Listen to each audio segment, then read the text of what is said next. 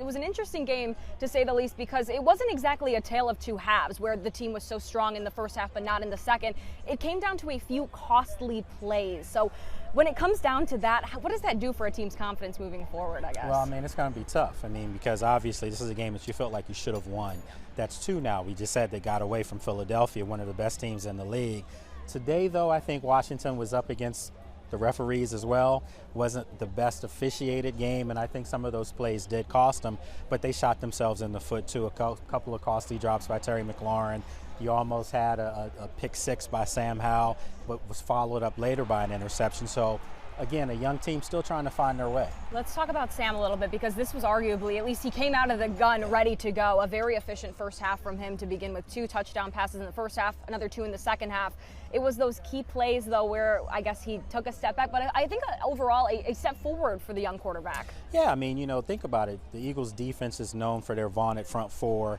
He didn't have a sack on him until the end of the game. So I think the new offensive line held up. That's a good thing for them. But I think for Sam to be able to throw for 397 yards, 4 touchdowns, yes, he did have the 1 interception, but as we said earlier, a couple of costly drops. He could have had well over 400 yards and the W.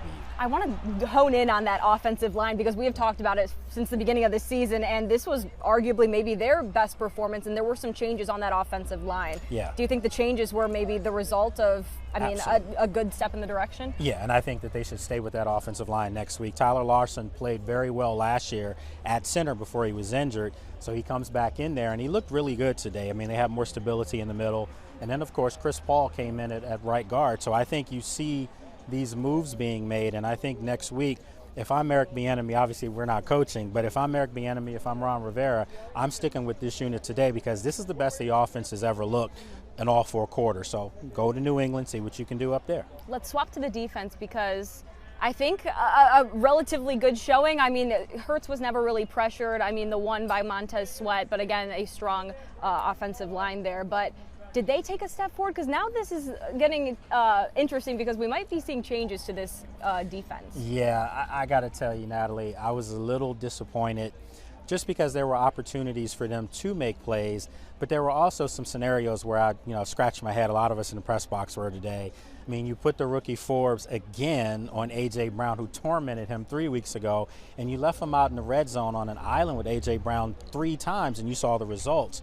So I'm not sure if that's a Jack Del Rio scheme thing or just, not putting guys in the right position. I kind of lean on the latter part.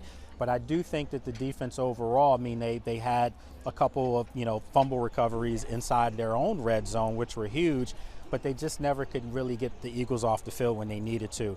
Well, finally, I got to get your thoughts now that we have the NFL trade deadline coming up on Tuesday. Look into your crystal ball for me. Maybe what do you imagine kind of seeing here? I'll tell you right now, they're not trading Chase Young. They're not trading Montez Sweat. If they do, I would just think it would be a disaster. I mean, you have a new ownership group here, and those guys are phenomenal football players, and they're young. I just think that, there's probably going to be some coaching changes after the season, if not during the season, but definitely after the season. You want those core guys to be here, and those are guys, like I said, that are dynamic players. So, maybe a trade here or there, maybe some depth they try to add or something like that, but I don't think they're going to make any wholesale changes.